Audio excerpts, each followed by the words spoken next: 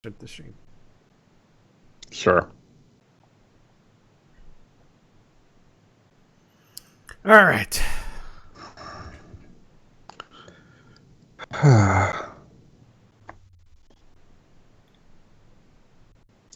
Stream has been started. I think. Oh, wait. I didn't get anything. There it is. I'm just sitting here like, what are these random messages? I don't know what that is. I don't know what that is. Oh, that's sweet.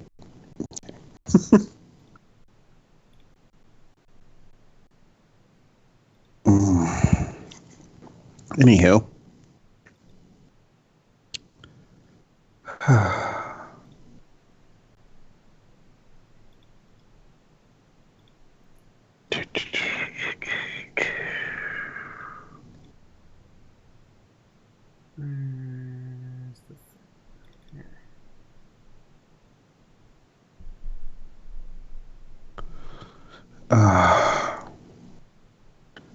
Jeez, everything wants to update today. What? Oh, Telegram just wanted to update.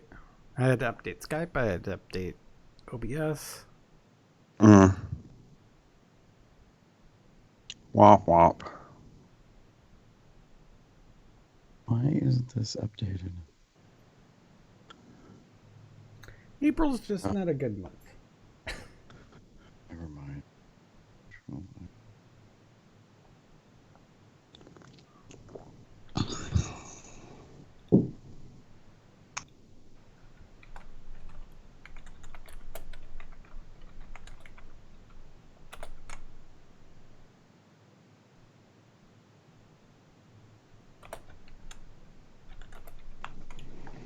Nope, it has not been the greatest of months. And we get a proper preview this time of the Telegram chat. Yay!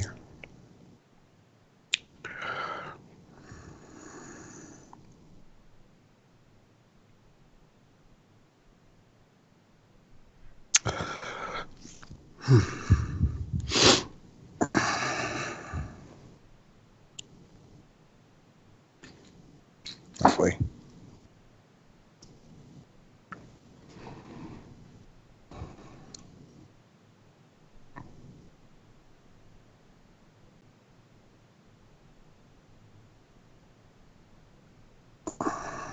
So the Critical Role Legend of Vox Machina animated special And series.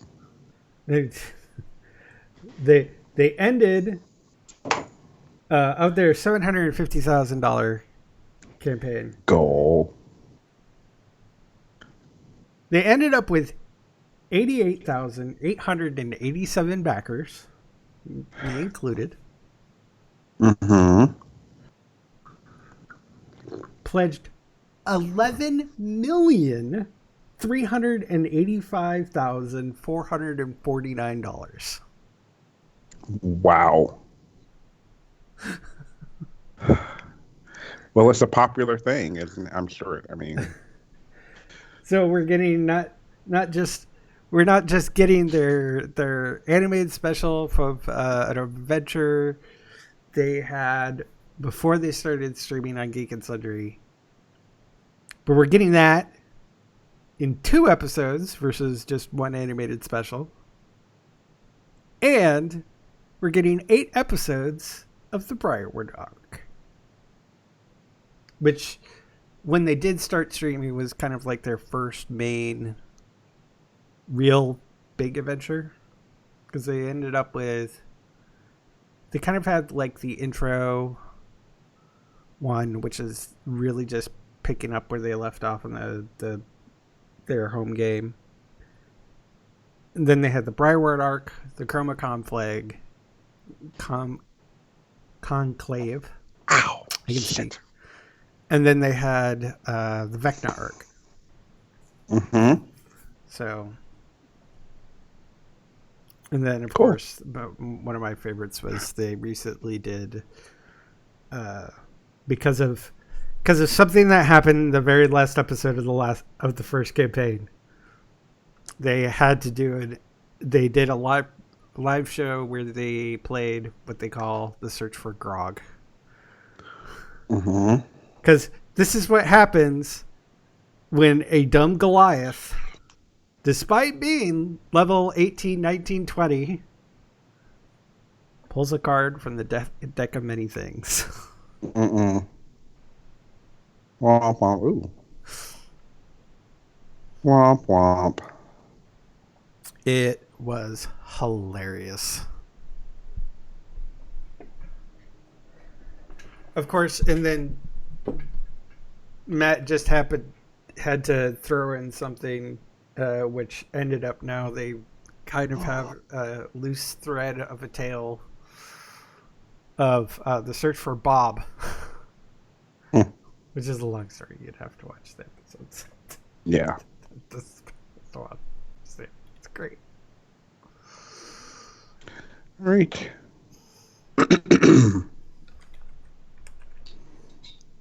Howdy, live folks.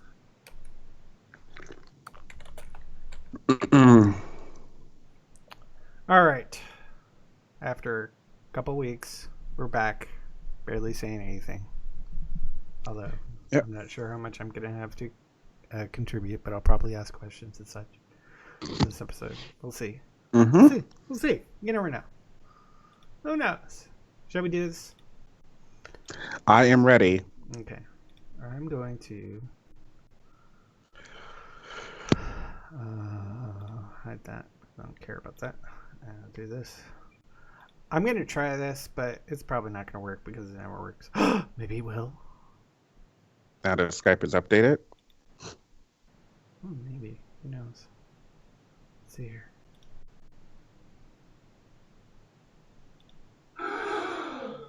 Well, that didn't work. I heard it this time. It came through my microphone. The sound isn't set right. Oh no.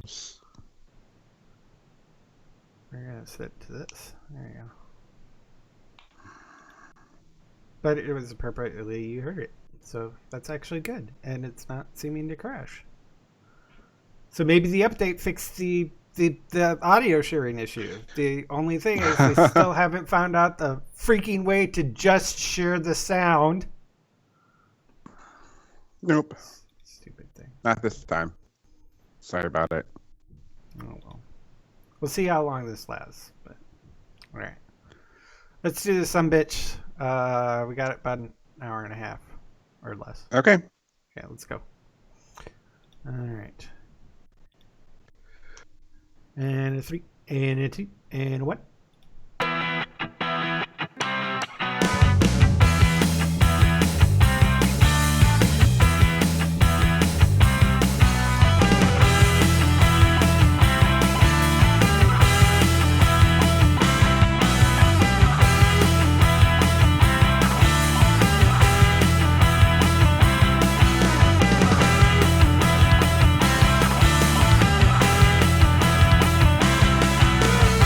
It's Sunday, April 21st, 2019. I almost said 2018. I'm Jeff. Who's your bear?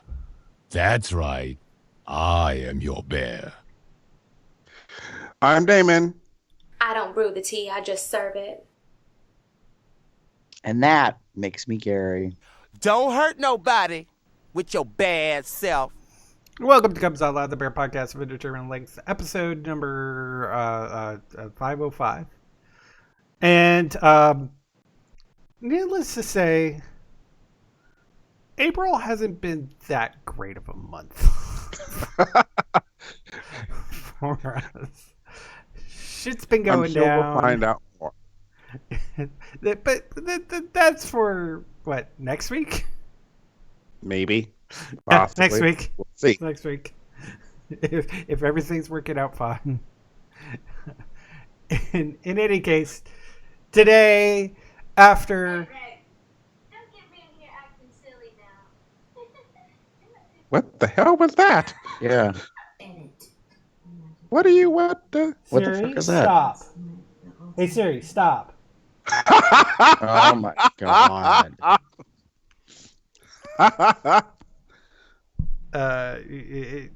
For some reason, it started playing the "Hey Baby" interlude from Jan Jackson's Rhythm Nation 1814. Anyways, so That shit is fucked up. Random. I don't know. Anyways, so this week we were following up on having Drenched Fur last week, which was the reason why we flashed back last week, which was the original plan, was to flash back last week. But then shit went down 2 weeks ago, so we just didn't have a show. I'm sorry, folks, but I'm really bad at doing a solo show, so yeah. In any case, we're doing a Bear Experience Action Readiness. And we're talking about favorite experiences. Gary, take it away. Real interesting episode. I'm just gonna apologize to everybody. Like, I'm not in a good mood because things. Yeah, it's been happening. Well, it's mostly just that my computer died today. Well, yeah. So this is an odd setup. Things might look the same, but it's not the same, and it's gonna mess up because we're probably not going to be able to do COL-DR, which we're already weeks behind. It's okay. We'll be all right. We'll get through it. So the idea behind this will be shall are. Wow, really? Pull that out? So did. What is that? Did we just do a conjugate? We sure did conjugate that shit, bitch. Oh man, I cannot believe you just pulled that out. Wow. For those of you out there that don't know what just happened, your education system has failed you in the U.S. in terms of grammar and English. Back when we used to break down sentence structure and then talk about like how words were used and what they mean and how you put them together, and you had to memorize lists of things. Yeah. That's what that was about. Anyways, we were asked long time ago in a social media setting somewhere, and I can't remember. I want to say it would maybe be Facebook. I'll have to look it up. We were asked. Yeah. I know. I almost went there, but not. Was that we were asked about like what some of our favorite experiences were, like in terms of like bear events. You know, whatever they may be. Like, you know, if it's a bear run, if it's a bar night, if it's you know, like a daytime outing, that kind of stuff. And so we've talked a lot about like how the experiences that you have are like you have some buy-in to that thing. It's about you being responsible for your own actions. If you like, let's say you go to a bear run, but then you stay in your room the entire time and you don't interact with anybody and you don't, you know, have any actual immersion into what's taking place. You're not putting yourself in the action, so to speak. And I don't mean brown cow, you know, kind of action. I mean, literally, you know, you don't go to the dance, you don't go to the bar functions, you don't go to the pool, like whatever the options are, you know, do any of that, then that's really on you. So all of that aside, this episode, we just wanted to talk about what we've experienced, like what we like about it, and why they kind of stand out for us. For me, probably my favorite, one of my favorite memories is actually the first year of hosting Drenched Fur. But that was because it wasn't, I mean, it was a 1-day event thing. It was meant to be for one afternoon. And during the planning, we added a bar night function because the owner of the bar was like, I'm willing to host, you know, if you want to come in and, you know, bring the guys here and blah, blah, blah. And we were like, we're not planning that. And then we were. And then, like, the thing was, we were doing Trivia Tuesdays at the bar.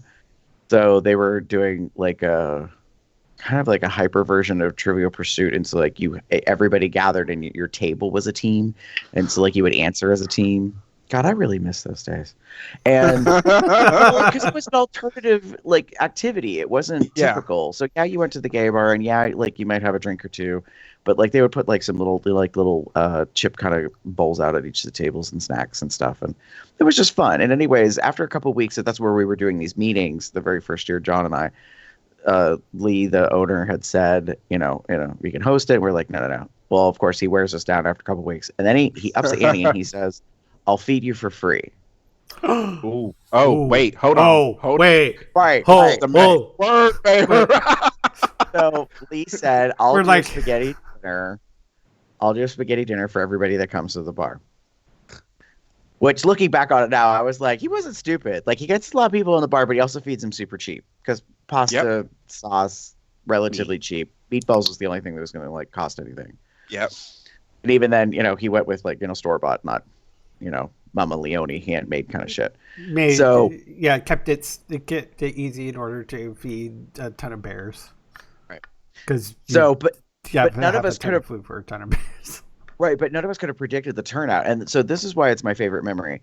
We ended up booking Kendall as our entertainment to perform, and he came in from Buffalo. I did not know him. This is how I met him. He had come up and he had performed, and I can't remember if it was before or after he performed, but I ended up being on the stage. Like, it wasn't really a stage, like it kind of was like they had these like two boxes that like go-go dancers could be on, and there was a corrugated aluminum backdrop like attached to a wall, and that was kind of like the dance floor area. And anyways, I was up there, and I remember looking out and seeing a packed bar. And we had like 150 people turn out for the bar night. We had like 70 something turn out for the daytime thing at the water park. And so it was way bigger than we had anticipated or planned or expected at all. But I'll never forget that moment of standing there and looking out at all these guys in the bar, because in my town, it's a city, but I call it a town. In Erie, we really didn't have an organized bear community. We still don't to this day, although like many things have changed in 15 years. But the reality is, like, I just remember that moment and thinking, oh my God, we made it happen. Yeah. Like, we created a bear thing in a city that doesn't even really know what the bear community is. Like, yeah. And I was just like, so like awe-inspired, but filled with like pride and joy and like just a lot of different emotions in one moment, because I wanted to be able to look out and see in a bar men that I wanted to see. And not that there's anything wrong with the men in my city, but they're not my cup of tea. Some are. Some are. Some aren't.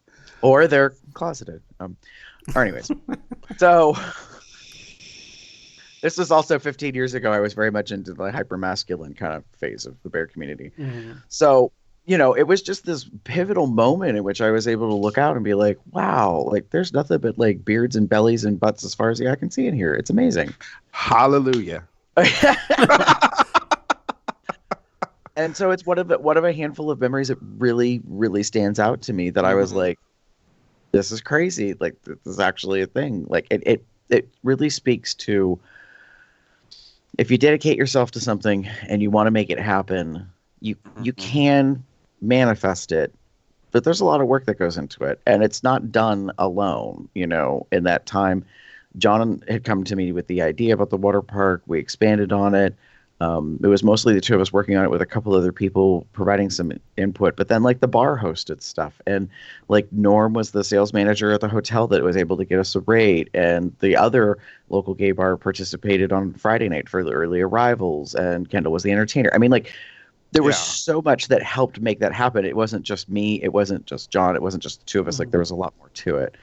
And I think the reason why it has such a fondness and a memory for me is because, as odd as this is, it's pretty cliche. Times were simpler then. Because we didn't know what we know now. We also didn't have a decade and a half of experience and advancement in technology and, a lot of other stuff that comes along with it and will change stuff. And I think that's one of the things that people probably struggle with today is nostalgia, or this concept of what things were like before. So if you go to do something over and over again, It's very difficult Yeah. to have that same experience. I mean, like we had Chris on and we talked about gaming characters. I imagine like gaming has changed vastly, in decades, let alone the past 5 years in terms of, whether it's first shooter or multiplayer online, I could see where there's so much pressure in trying to like raise the bar, like, or to make it as good as it was before. And that could be problematic because individuals' favorite memories are very specific, but it's reliant on a lot of different component pieces. Yeah. In what that is. I realize I'm kind of like going off on a tangent, but Damon, No. what you like? What's one? Well, it makes sense to me. I just want to real quickly comment. Like that's the thing that I love most about events and bear runs. Sometimes you can, not to sound rude, but you can sometimes go to a bear event and it's the same thing. You get a similar feeling every year. That nostalgia kind of goes. You see some of the same people. You do encounter new people because everyone kind of hears about everything, and our community, while big in regards to like amount of people, it's still quite small in the grand scheme of things. So new people find out about stuff and they go, but they add their own blend to the experience, which helps it in a long way. So yay for that. So the one that pops to my mind, mostly when I started talking about bear experiences. So picture it, Midwest Bear Fest, 2007. 2007 was a really horrible year for me. I know, right? So wait. Just to clarify, we're matching up Wade's World and the Golden Girls, right? Yes. Yeah. Okay. Yeah. Anyway, so 2007 was not a good year for me. I had lost my sister unexpectedly earlier in the year. Jim lost his job through a unexpected fire at the costume company he was working for. So I had taken a year, like not a year, but I had taken some time off from the chorus and everything that not like work or anything, but like the chorus that means a lot to me. I had actually taken time off. So I wasn't really, really connecting with a lot of my gay folks. So that year, we had decided to go to Midwest Bear Fest. And for those who don't remember 2007 and Midwest Bear Fest, it snowed midway through. One of the things I decided to do was do the Motorcycle Bear contest. In the early days of the Motorcycle Bears contest, it was actually a judge competition with judges that actually judged you, and it was over 2 nights. It was a very big kind of like almost official-ish contest. I put myself out there specifically because I knew I wanted to do something other than just like attend the event. So Friday night came around, did the contest. I made the top 4. So there are 4. So they had like, I think 10 or 15 contestants, and they narrowed it down to 4, which would then go on to Saturday to do the final part of the contest. Overnight that night, it snowed like something awful. Jim had decided to, because for those who don't know my partner, December is a busy month for him because he's Santa Claus. So he had a gig Saturday morning. So he went home Friday night before the snow hit. And the idea was he was going to do the stuff in Cincinnati and then drive back up to spend the rest of the evening with us. He wasn't sure. He had stuff in the morning and he had stuff in the afternoon, excuse me. So just so everyone's aware. So he was going to be busy most of the day on Saturday, but he was planning on coming back. Meanwhile, I'm doing the contest. William Brown is the MC of the show. And we are on stage. So one of the things it's a contest. So you want to try to do something to stand out and make yourself, unique and special and fun. While we're on stage, I'm with William, and literally, I did not plan this. This was literally all like fate's plot, fate's making everything happen. While I am on stage with William literally says, "Do you have anything else to say to like the audience, what have you?" At that moment, the phone in my pocket is ringing. It's not loud, it's on vibrate, but it is vibrating. And I take that moment to say, my phone is ringing. And William goes, "Oh, what's going on?" And I'm like, "Oh, it was my partner. He's planning on coming up, blah, blah, blah." William knows Jim. So I pick up the phone and I talk to my partner. I talked to Jim on the phone, on stage, in front of everybody. It becomes a big deal. I did it, I think, mostly to have some fun. It was meant to be something to kind of stand out. Mm-hmm. And it did. The audience loved it. William was cracking up. I think the judges were cracking up. It was a risk. It was definitely a risk, and I am glad I took it because I won the contest. Yay! So, I was your most huggable bear. I think it was officially 2008 but it was in 2007. Mm-hmm. That was really cool. I got to go again the following year and give my title, and I actually gave my title to Gabriel. Which Wow. also really awesome because I got to make out with him. I was just going to say, did you properly reward him as your title son? Oh, yes, I did. And it's Gabe. Mm-hmm.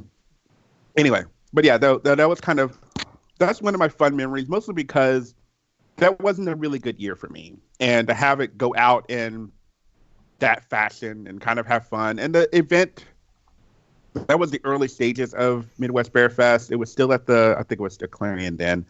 It was at the hotel where they're going back to this year. So there are a lot of memories for me tied to that event, that weekend, that hotel. Because, a lot of people left because of the snow, because of the weather, because they didn't know if they would be able to get home the next day. Fortunately for me, I ended up getting home. I got a ride from Rob and Terry. They took me home because Jim could not make it up. Like the roads they weren't bad, but I think at that point in time he was driving the Honda Civic, and that probably was not a good idea to go. That was not. That weather. Yeah, that was not going to make it on the streets. So he chose to stay home, which meant I had to find a way to get home, which was fine. Fortunately, my friends Rob and Terry had room in their car. But yeah, it was that to me was one of my favorite experiences, mostly because of the fact that it stands out in my memory. It was a unique experience because I was doing the contest, and two, the year had just been so crappy. Mm-hmm. So, yeah. God. I look back now, and I realized I don't think I could ever repeat that. Right. I think that's why the memories stand out, because you realize it's kind of a once in a whatever time frame, as that experience goes on, and you look back on it. For me, in a non-run experience, my very first bear event stands out to me. Well, actually, no, that is a bear run, technically. So my introduction to the bear community was actually going to a men's social group that did potlucks once a month. Mm-hmm. And they had one that was not here. It was about an hour and a half south of here. The couple that was hosting it used to live here, but they had moved, I believe. Mm-hmm. And it was at their home. So it was kind of a bit of a distance. But part of the reason why they did it when they did the timing of it was because that Saturday night was the dance at a local gay campground. And that weekend happened to be a bear run, like an outdoor camping bear theme weekend. And that's how the Berg Bears from Pittsburgh and I got introduced to each other, because I went to Camp Davis for the dance after the potluck dinner that Bruce and Grant had hosted, and went to the dance, had a good time. But it was very late at night. This campground was in the middle of the woods. It was difficult to find, let alone to try to leave. So I ended up sleeping in my car overnight. And then the next morning I got up and I walked across the grassy middle area, which this campground at one time used to be a football summer camp. Okay. And I think it was like a Boy Scout camp at one time, and so it's been a bunch of different things. It's got some stories. Yeah. It's probably seen a lot of action over the years. But I remember walking across the grassy area, and this guy saw me and was walking in the opposite direction, like towards me and past me. And he woofed me, like, just kind of like looked me up and down. I was like, whoa. And like kept walking, and I was like, what just happened? Like, did he seriously just... I knew enough about bear culture to understand that it was a compliment, like not to be offended or like really, really confused. I was like, but I didn't expect it. And I was like, oh, okay. Like, that's a thing. Mm-hmm. And then I ended up heading towards the main rec hall, which is where the Arctos and Berg Bears, the two bear groups that were like there both for the same camping weekend together, they were having breakfast. It was Sunday morning. And breakfast was not an option for me because, I'd been an overnight guest, sort of illegally. Well, because I paid for a night pass, but your night pass is not an overnight pass. It's just like you're supposed to leave like around like midnight or 1 a.m. and I never did. So, but the breakfast had kind of wrapped up, and all the guys came out of the rec hall, and there was a big deck along the rec hall at that time. It's been rebuilt anyways, but there was this big long deck, and so they were taking a big group photo, and someone asked me, because I wasn't a part of this like big group of guys, if I would take the photo, and I said sure, no big deal. So I, everybody stands, blah blah blah, take the group photo, and then I hear this voice from the crowd that goes, Gary? And I'm like, who the hell knows me that's here? And I look up, and this guy, Tom, that used to host LGBT dance parties in the college town, and like that I used to go to 2 years previous, I graduated college. So it'd probably been like 3 to 4 years since I'd seen him, but he was there as part of the camping weekend, and he recognized me. And so we ended up like talking, and he was like, what are you doing here? And I was like, well, what are you doing here? And he's like, oh, I'm here for camp, and it's, bear theme weekend, and I'm part of the Berg Bears. And I was like, oh, really? And he's like, you should probably check it out. And I was like, oh, okay. He's like, here's their website, bergbears.org. And he said, they're a fun group of guys. They do potlucks, and they have a bar function and this and that. And I was like, oh, okay. So Right. That's kind of how that got started. Like, and This is how little Gary became Bear Bear, and suddenly his bear gates were The evolution into Gear Bear. Yeah, so that was 99. So it's been this coming... Oh, wow. Yeah, this coming August, it'll be 20 years since I got introduced into the bear community, because it was the summer of 99. And the reason why I remember that is because after that, like, sort of initial introduction into the bear community, the first real bear event I went to was actually a potluck that the club had put on, and it was in Pittsburgh, and I saw that it was listed online, and that you had to email or text or call the host to get the address, because we're talking 20 years ago. So the climate at the time was not one that we were quite as open, and to avoid like, party crashers and, people you don't want at the party showing up. You had to contact. Basically, in a way, it was also a good RSVP. So I contacted, and I think it was all done via email. And Travis and John were the hosts, and John was going to be away for work, I think. But Travis was like, you're welcome to come down, this and that. He said, we have a big home. If you need a place to crash, you can stay here overnight. And I was like, wow, complete stranger, don't know anything. I made pigs in a blanket. Because in my mind, I was like, well, these are dudes and they like to eat. And I was like, Like what's sausage? right? See? So there was a subliminal message kind of thing in it. I was like, all right, well, let me, be cutesy with it. But here's the thing is, like, I made them, but I didn't bake them. So like I had them all like, like it was the poppin' fresh kind of croissant roll stuff. and the little Smokies and like wrapped them up and like had them in a container, and I brought them down. I think I even brought my own like baking sheet, I'm pretty sure, because I'm like hyper controlling and gay that way. And so Who'da thunk? yeah, I know. But I sat in my car outside the potluck for probably like 10 minutes because I was super freaked out about going in. Now, mind you, I had come out in college in 92.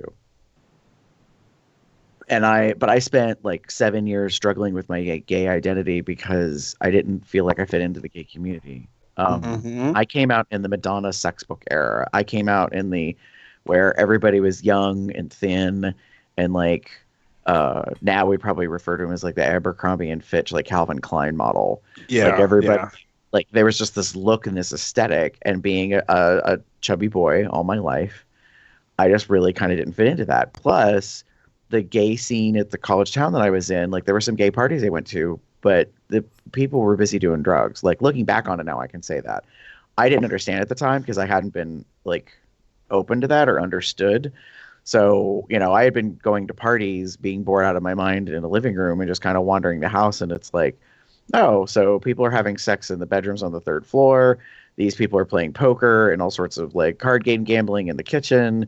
Some people are like, you know, doing heroin or coke in other rooms. Like, I honestly just did not know what was happening around me. And it's a wonder I made it out of that. But so I go to this potluck and I'm like, I don't know, because like, I think I'm on the precipice of like finding my place, but I don't know that. And I'm very nervous about it because I'm putting myself into a whole new group of people that I don't even know. And I have all this anxiety about like being accepted and all this stuff. So I eventually am like, you know what, and then I think Travis had texted me. Yeah, because I had a mobile phone at the time. I think this is like my first mobile phone after having had a pager. And I think Travis texted me and said, you know, are you here? When are you arriving?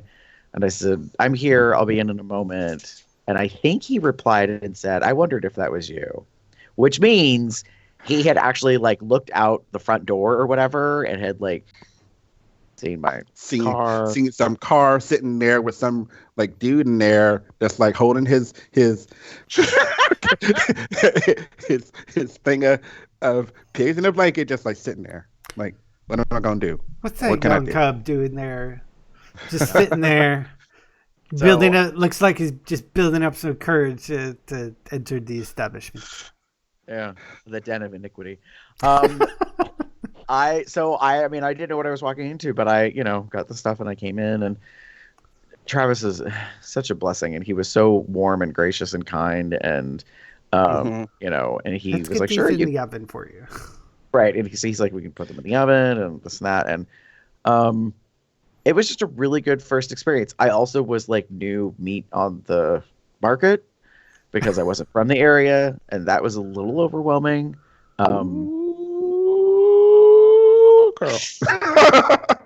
Well, you know, I mean, it's like, and the reality is like, yeah, I had come out in 92, but I had like less than a handful of like sexual experiences with other men. Like I was still very like virginal in many various ways, like not only to the bear community, but like just being adjacent, gay and all that kind of stuff. So yeah, like it was, but it's really a favorite memory of mine because it was like the beginning of a new journey, of a new chapter, and meeting those guys, and they were very like, but everyone was very sweet and very nice. That's how I ended up sort of not officially dating someone pretty quickly. Now I see online, and we're friends on Facebook, and he lives in Chicago. It's just so crazy to me, like how the journey's come around in all these years. But for a first time event, it was really like foundational and important. And the group of people were really good. And I appreciate that Travis was very like kind of like godmotherly. Like he was keeping an eye on things and making sure that like, you know, things were okay. And then he had. Uh-oh. Gary? Skype pickup. I think Hello? I lost both of you there for a second. I'm here. Yeah, welcome back. Oh, yay. What happened? I don't know. Hiccup. I think it's fucking Skype. It was a hiccup. deja vu. It's all right. We're Right. back. We're back. We're fine. Where was Everything's I? fine here. You were. I don't think you weren't very gone for, but like 2 or 3 seconds. So Travis, I felt, was very much like being a godmother to me, and just kind of watching over things. And he said that I could stay at their place, and I kind of like had planned on it, even though it was complete strangers. I'd packed an overnight bag, so I stayed in one of the spare rooms.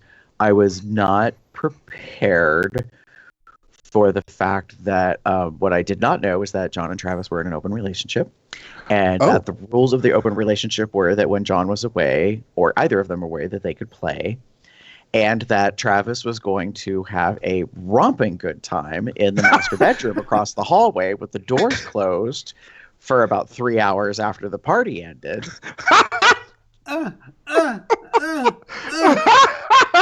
So, and I also did not know that they were into BDSM. Right. So, just stop, Jeff, please. Sorry. It was like, so I'm in the spare room across the hall with the door closed, and I have no idea what's happening. I don't know if someone's dying, like being murdered, or what.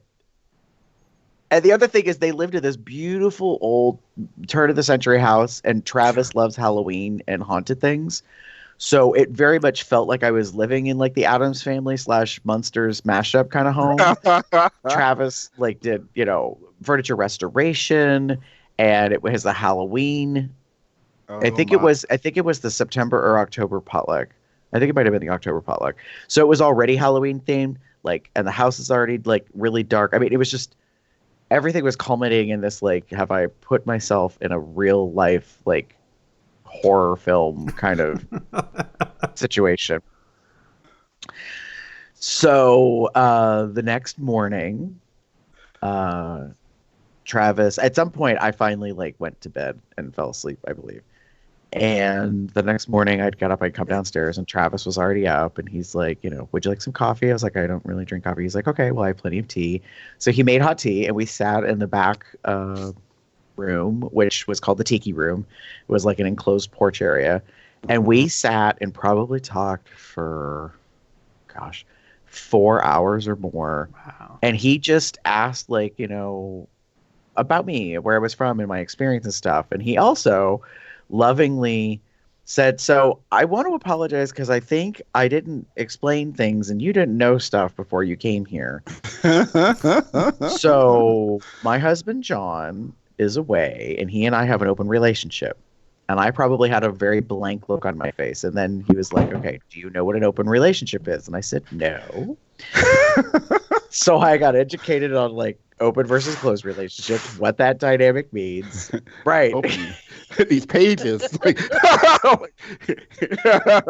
Right. And then we talked a little bit about kink BDSM because Travis was trying to explain what I was hearing, because Travis forgot that the person he was playing with, who he played with regularly before, was very loud. So they were very expressive. And Travis was really honestly apologizing for the fact that his play partner was so vocal, and that there was a guest in the house literally across the hall, and that I had to listen to that. It was also a baby gay. Right. So many things like happening. Right. And now, 20 years later, going on 20 years later, I'm like, oh, now if I was to have that experience now, it'd be way different.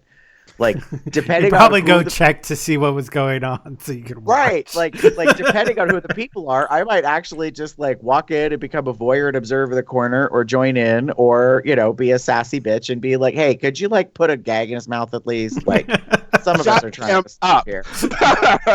I'm trying to sleep here.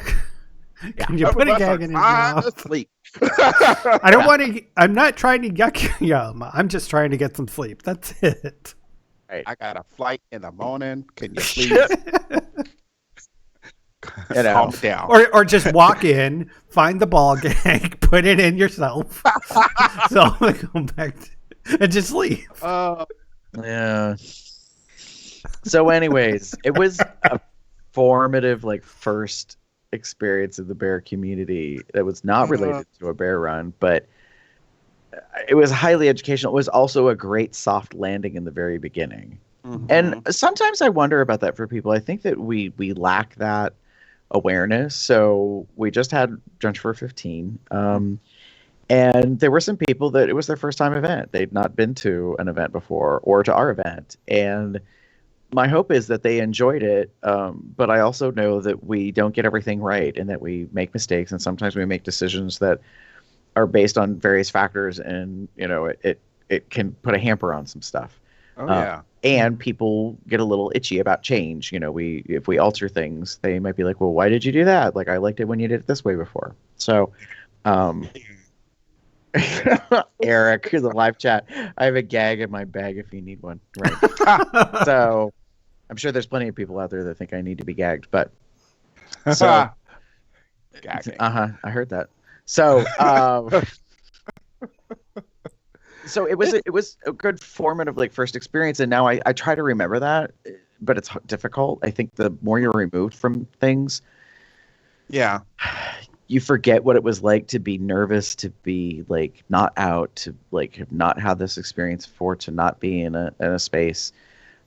When you presume a lot of things, like, you know, exactly.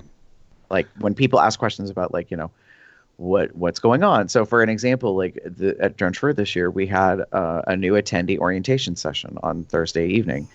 And it went longer than expected, but I had a bunch of things I was trying to get through in terms of an outline. And I also opened it up and did, you know, kind of, I covered frequently asked questions, but I also let people ask questions. And it was good to connect as the person who puts on an event with people. It's their first time, and to talk to them about that. And I hope that they, you know, enjoyed it and got something out of it, because I know, especially when it comes to like multi-day events, they don't necessarily do that. And that's not meant to be a criticism. It's just sometimes how you operate. I think there may be a presumption like, well, it's kind of like a convention or a conference. Like you show up, you check in, there's these things. But if people have never done any of that, they wouldn't even know what that is. Like they can't relate to that format. Yeah. It can always be, it's sometimes it's beneficial to do something like a version or first timers or something along those lines. And only because people don't always know what, like you said, people don't know what to, sometimes don't even know what the fuck to expect. Like you have all these ideas and you hear what you've heard and you get the stories and the rumors and the hearsay, for lack of a better word, about what an event is and will be and could be. And oftentimes that's not the case at all. For example, one of our first bear runs Jim and I went together was there was a bear run in Nashville. We were originally going to go with another friend of ours, and they decided not to go. Last minute, you know, changes the thing. But Jim and I went. We ended up not going at the host hotel. This was in our early days when, you know, neither of us were really banking cash or making money. So we stayed with a friend of our friend. So we weren't close to the hotel. We weren't even downtown. So we were staying with a friend, and it was a very interesting experience. The event itself was fun, but it was a different type of event than neither of us had been to. And it would have been nice to have had something to kind of go on other than what we've heard from our friend and what we've heard from the person we were staying with, who was one of the officers for the bear group that was putting on the event. So we kind of had some ideas about stuff, but nothing really like concrete. This was actually, so I also mentioned this as a favorite memory of mine because this was my first Bearapalooza, if you remember that kind of thing going on. For those who don't know or don't remember, Bearapalooza was a bear-themed music festival where the artists of some kind were bear-related or bear-affiliated. Freddie Freeman, Jay Freeman, Yolanda. I got to see Yolanda for the first time. Kendall, I believe, was one of the first. I saw him for the first time. And the reason I liked it so much is the comedian that was sort of running the show and emceeing a lot of it was Babalu. who I now am. I mean, I'm not as big friends with now, but at that time, I was very kind of new-ish to the scene. But these people were friendly to me, and they were nice to me, and I got to go to these events and hang out with them. And I ended up like doing a couple things. I believe. I don't think this was not too long after this is when our friend Jeff Rockcup got involved with Bearapalooza and started showing up at events for them too. So that was kind of a cool, like, really correlation thing. This was I got to see Kendall do GI Barbie. If you remember his song GI Barbie, and that to me was just one of the most fun things ever. I remember laughing hilariously. We were at this bar in Nashville, and I remember them serving Jello shots and shots of just like alcohol. I don't remember much after that. Well, I remember some of it. That's not necessarily true. I tend to, when I go to events, I tend to manage my alcohol a little better because, no offense, I don't want to look like a fool in front of a whole bunch of people that I don't know. Funny how that happens. I'll be like a fool all over the place online for everyone else to see, but in the company of, in presence of people, I keep my temperance. But it was a really good experience, and I think mostly because the theme was it was a Yeo Bear Fair. It was meant to be this Renaissance theme, but it was also summer in Nashville. So it was hot, and it was so hot that they canceled a lot of the outdoor events because it was too hot for things to be going on. They ended up moving the concert inside, so it just, suddenly all these things are happening, and the event was able to quickly-ish rearrange things to make it beneficial for the hundreds of guests at the time coming to see this event. So kudos to staff and making things happen, and that's sometimes what you need to do.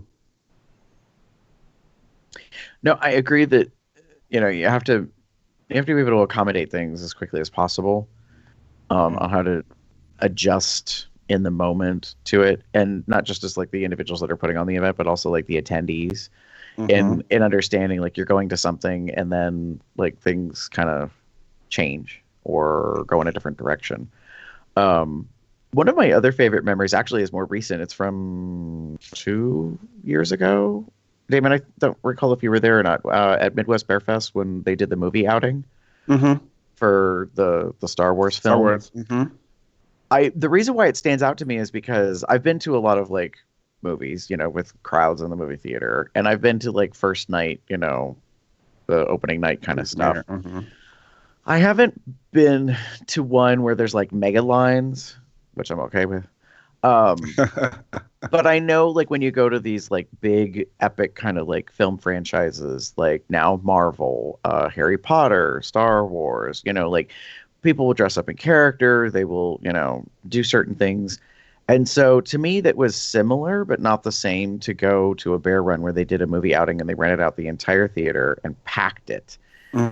It was fun because everybody that was there for the most part wanted to be there. Yeah. Like it was an add-on. It wasn't a part of the package. And I loved the fact of actually going to see a movie in a theater surrounded by people who wanted to see it. Like that legitimately were most likely fans, cared about it. Do you know what I mean? And like, some people, wore lots of us were wearing themed t-shirts. That kind of stuff. And so it stands out to me as like one of those other like great kind of moments in which you have a collective, I guess, experience in doing something, and that it that you can enjoy it, as a group, so to speak, in that case. Yeah, I could see that being unique in that it's not like the run. Everyone's coming to the run, and here's the thing that the run does. But this was sort of like a special thing, a special event that was brought on because of the timing of everything. And that kind of added a little panache. Is that the word I want to use? I think that's the word I want to use. to a typical bear event. Right. And I think really what it comes down to is like our favorite experiences are based on like probably collective moments that you have together. I mean, there's lots of things that I've done over the years, like Indianapolis is a run that I went to many times, going to the delicatessen, where there's like a dozen of us that just come into a business during a regular day for them, I should say. And then we all go through the line and we all sit in this big group. And then invariably they're like, are you all related? Are you brothers? Like, why are you here? Blah, blah, blah. You get your group photo taken, at the table. And, and it's not really about the run at that point, but it's because you've got this kind of modified, adopted, like a chosen family kind of moment. That you're hanging out with other people and doing something together in that case.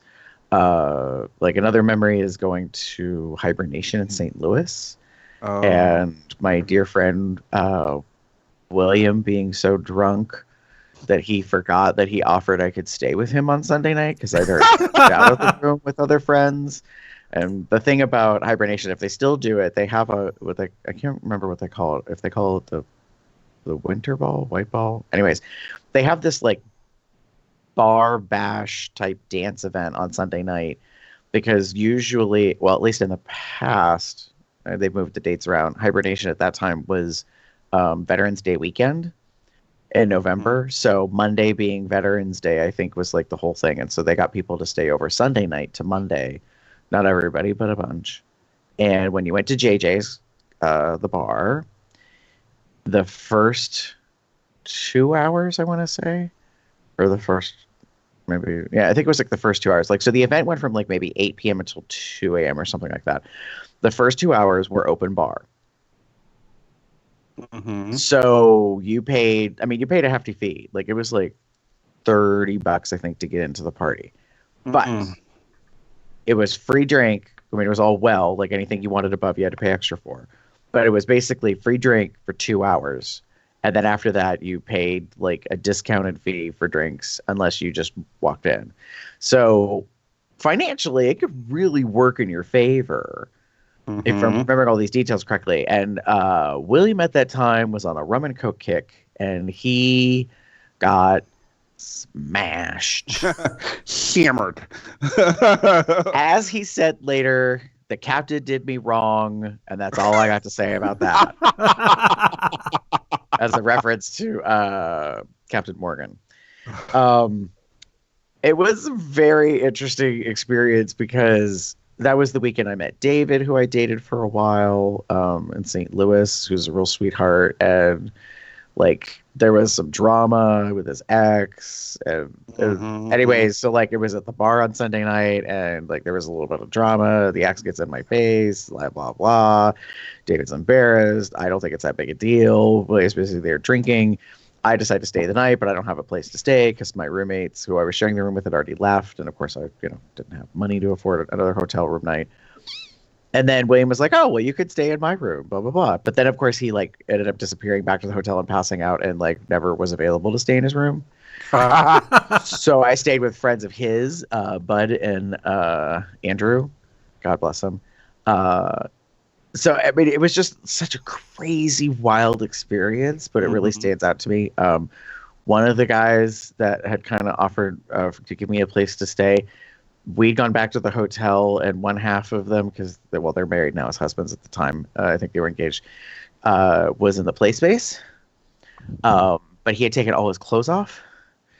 And so when his husband goes and fetches him to tell him to come back to the room because he's drunk and he needs to go, like, sleep it off, he decides to leave the play space, buck ass naked, and walk through the hotel, holding his clothes, go to the elevator. Oh yeah.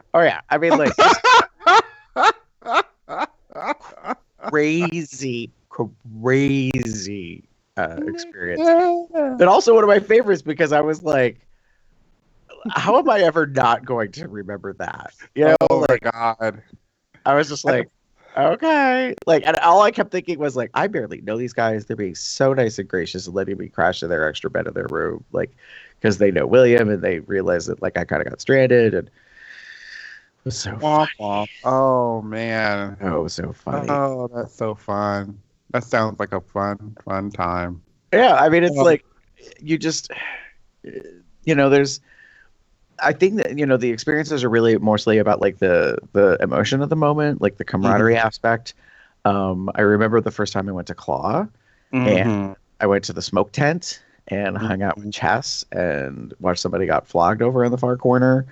There's video of that actually in our COL archive. If you go back to a previous couple years ago, I made a little video thing of that. I think it's the COL highlights section Something like of that. our YouTube channel. If you want to check that out. Yeah. So, going to the bathhouse, what was it, 2 years ago? When they had the bear pool party thing that was there. Just the reason why these are probably favorite experiences is because I think you don't predict them coming. Like, you just don't imagine them. And then on top of it, Yeah. they're obviously a favorite memory. Like, they're a good stand-up memory just because of what the experiences in that time. In that case. So, yeah. It's always very interesting to me, like the experiences one can have that stay with you. Obviously, like we talked about the call on the stage with everything, and the reason that kind of stayed with me was because it was such a standout moment. And people, even to this, like recently, still like remember that, and that kind of it's kind of a fun thing to kind of realize. Oh yeah, like they remember that shit, and I'm like, it's weird even now, like to realize that's been like 12 years, but still it's something that people can remember and have fun with, and I enjoyed, and da-da-da. I think the same can be said for experiences that you have that are good and maybe not so good, so keeping that in mind as well. As we've said, everyone's experience is different, but the only way to experience said experiences is to get out there and experience it. So, I've had a couple things. Yes, you mainly because have. I'm a loner. One of my probably favorite bear experiences was actually my 21st birthday. Where we went. I had already been going to the Bear Coffee and Bear dinner nights on Wednesdays, driving an hour and a half up to the Twin Cities and then an hour and a half back afterwards each night. And on my birthday, we basically did a bar crawl. So we had our Bear Coffee, then went to the saloon where I'm sitting there having my first kamikaze and chatting with some of the guys who were taking me at the bar crawl. And then somebody comes up to the guy next to me and says, "Did you say Jeff?" And I turn around and there's my cousin.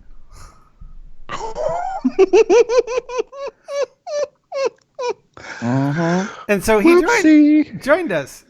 We go to the gay 90s and hang out for a while, and somebody else buys me another drink, and my cousin and one of my other friends disappear.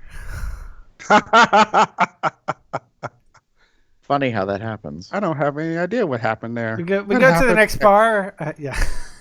Go to the next bar. I can't remember what the bar's name was. It was like right next door. I had my next drink, and as I was walking out, my cousin and my other friend walk in. Oops. And then wait a minute. No, it's first the Eagle, because we ended at the saloon, and that's while we were at the saloon and pretty drunk, and my cousin bought me my first beer, and I got to see his penis. Briefly, it was just kind of flashed to me, but I did. Okay. So, I was a little confused about how a first beer leads to seeing their penis, but okay. Dick. and somebody else says he has a nice penis, and just kind of opened his pants, and there it was. I'm like, ooh, nice. There's a penis. So, Penis. Anyway. then the that's second, not here. the other experience I think was pretty nice was going to back to the woods my second time and ending up having random sex. One in a sling, although it wasn't quite the way I would actually currently want to have a sling right now, but it was more just a blowjob and some whole fingering. That was not much. And then sitting next to a campfire, and then just having somebody drag me off to another part of the woods where I fucked them. So, what do you know? Camping. I know you guys have these glorious stories. You guys have this glorious stories of favorite things, and I just have these like short stories that took me about like 3 minutes. Hey.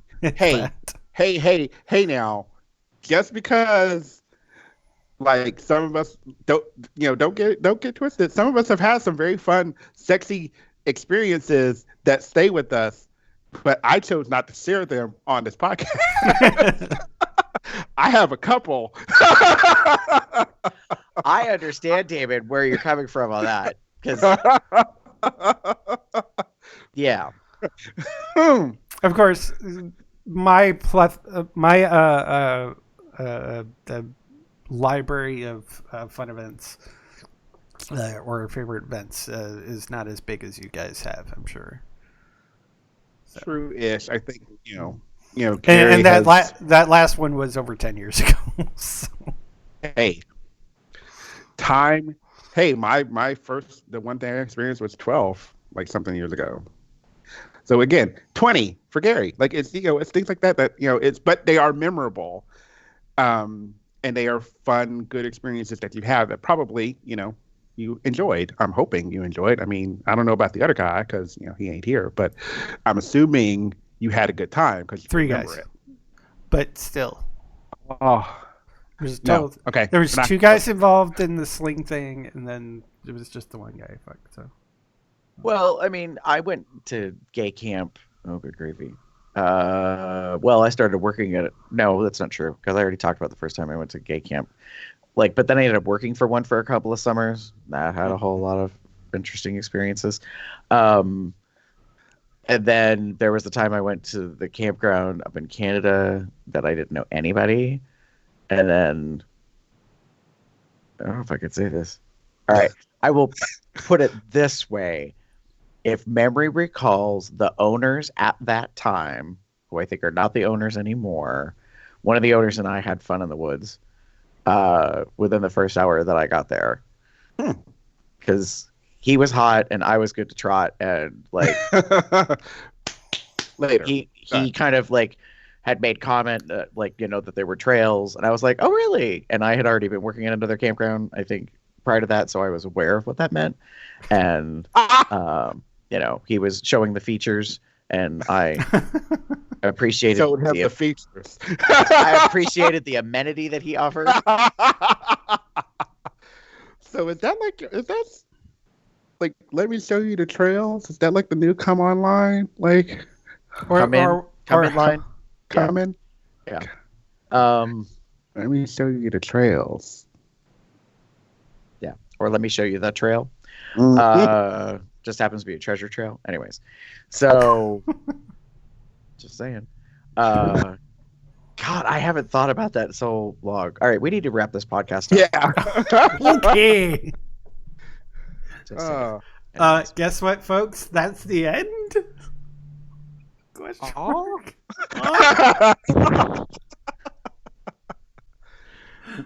So, in the coming weeks, we might be a little off schedule. We'll get caught up. We'll explain about what's happened in the past month. So everybody, just hang tight. Like we're getting back into the groove of things. Just shit happened. All will be revealed in our recap of the month, so to speak, soon. Mm-hmm.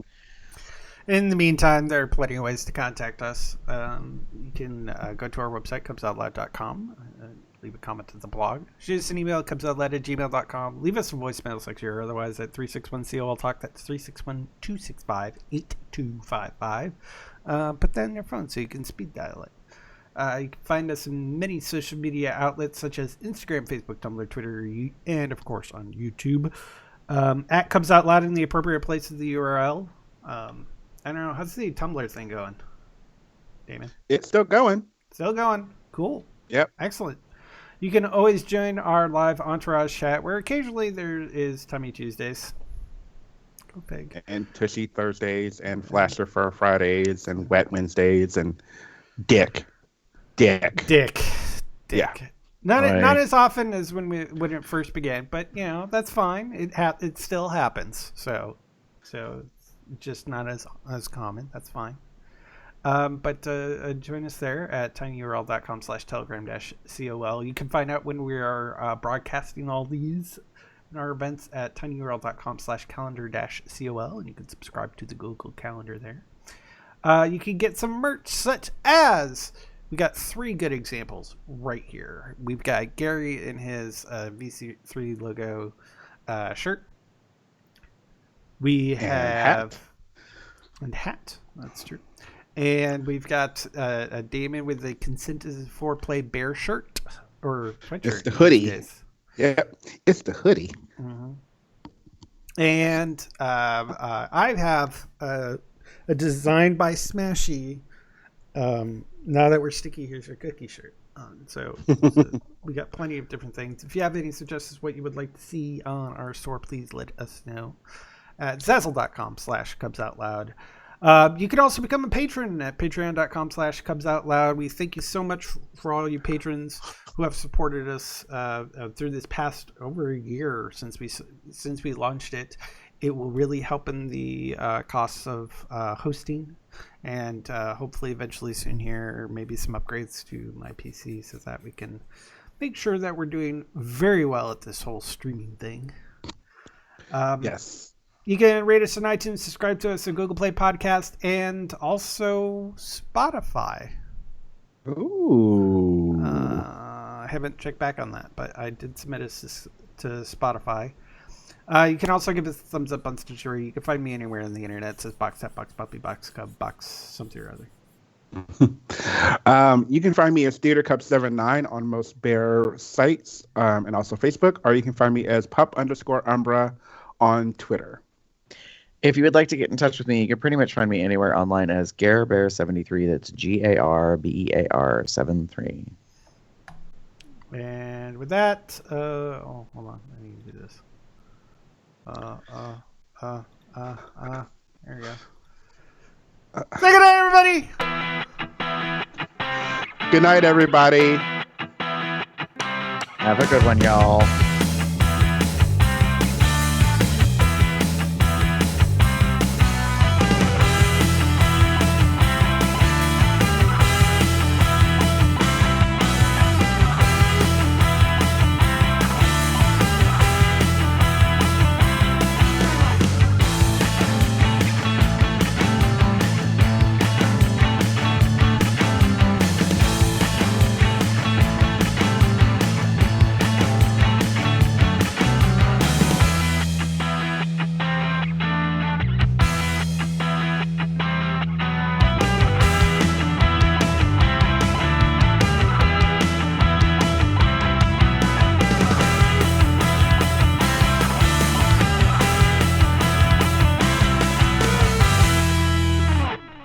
Yeah.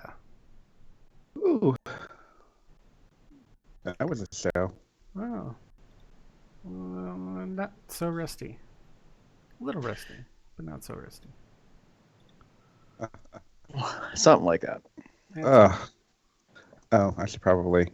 Also, I apologize for yawning and such. Hopefully nobody actually heard the yawns, but I don't believe so.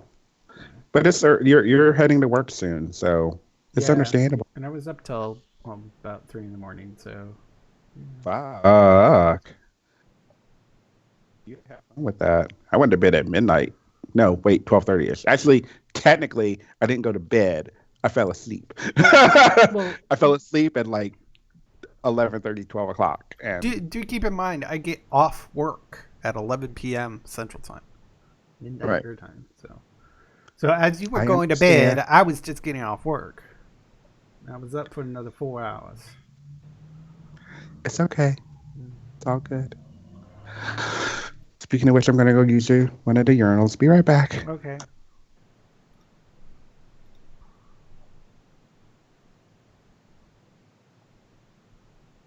And now for more entertaining post-show. Non-audio. While we stay quiet.